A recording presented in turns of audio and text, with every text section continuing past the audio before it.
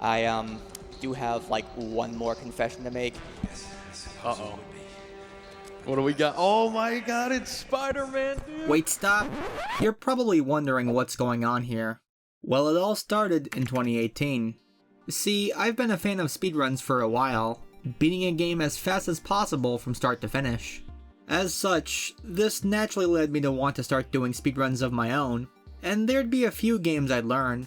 While this was all happening, I'd be watching other people perform speedruns, especially when it came time for big marathon events, which had a lineup of many people running different games.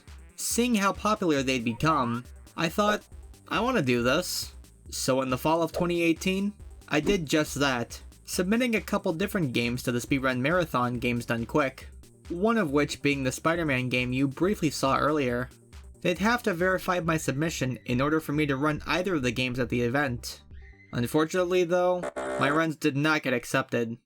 I'd still go to the event and meet up with friends who I hadn't seen in person yet, and it'd be an all-around fun time. Fast forward about another year, and everyone would be going to the next GDQ. Once again, I'd submit Spider-Man, and yet again, it got shot down.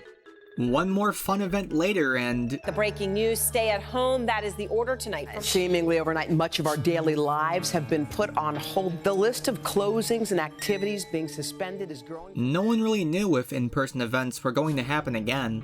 I hoped that maybe one day, I could have the chance to show off a speedrun of a game I was passionate about. So I waited.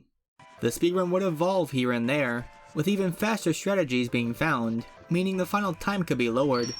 It wasn't until 3 years later, where I'd have one more chance. A few friends of mine wanted to go to a different speedrun marathon called Pace. It was happening early in November 2023, and even with my hopes low from the previous rejections, I'd submit the game one more time. Finally, I'd get accepted. I was a bit surprised as well, given this isn't a super popular game, having been based off the first movie starring Tobey Maguire, with the speedrun community for the game having been fairly small.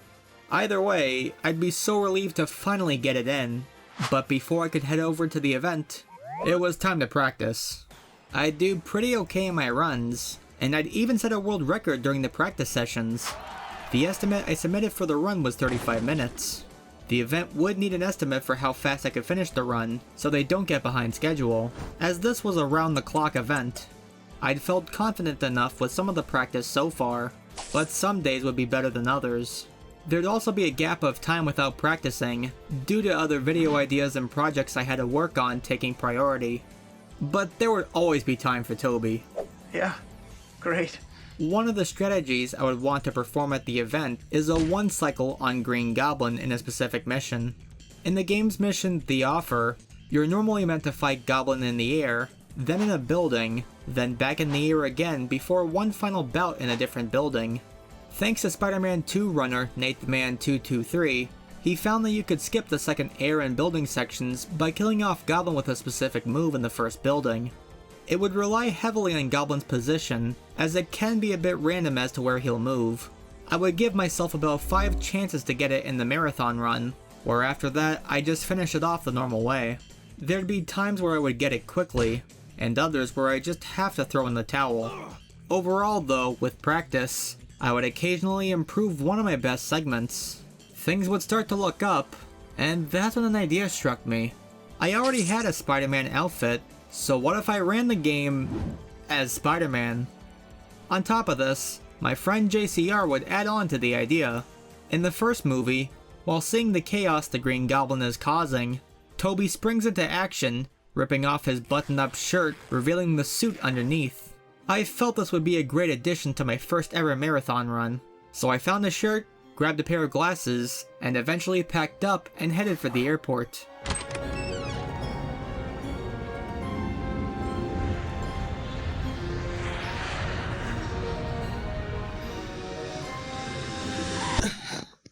Made it.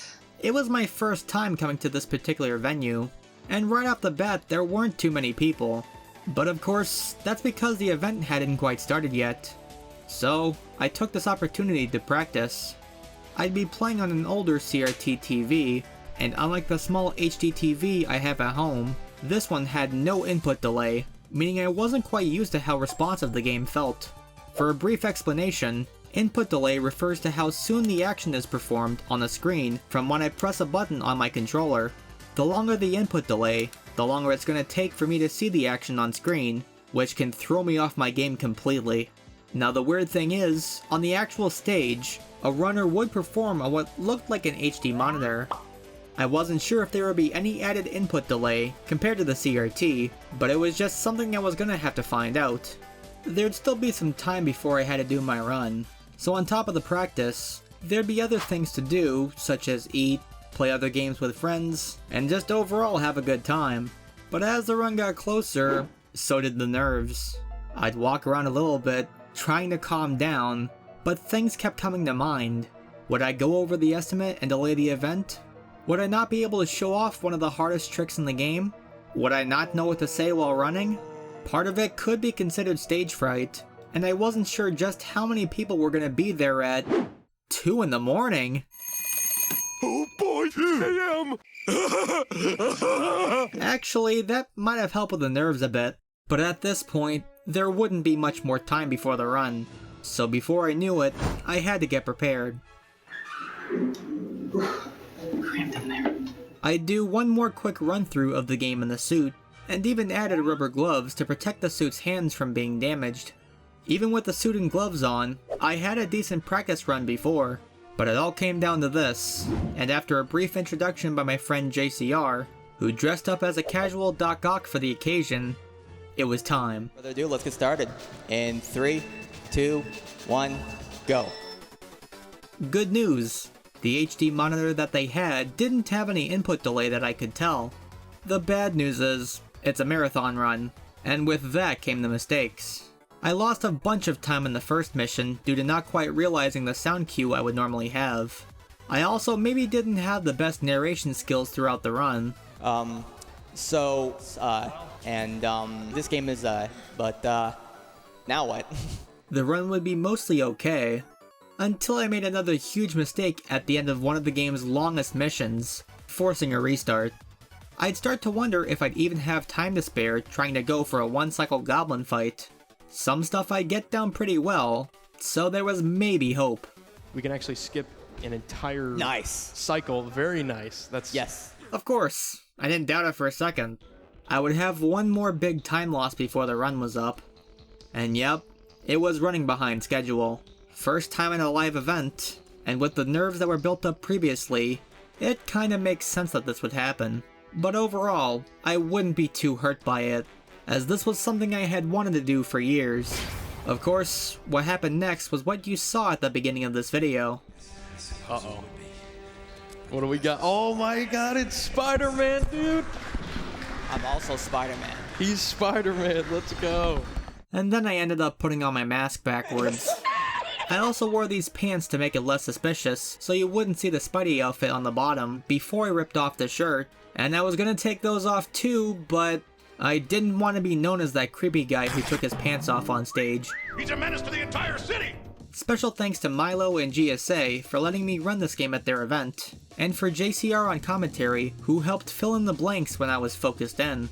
I would also like to shout out Adam Speedruns and SpideyBalls for being the pioneers of the game, Just 𝘂𝑧 and Ben Clevername for helping keep the speedrun alive today, and everyone else who contributed to the speedrun. If you would like to watch the full run, I've uploaded the run to a separate YouTube channel, which you can check out by scanning this QR code or clicking the link in the description. If you enjoyed this video, let me know down in the comments below. But with that being said, thank you for watching, and until next time, take care and peace.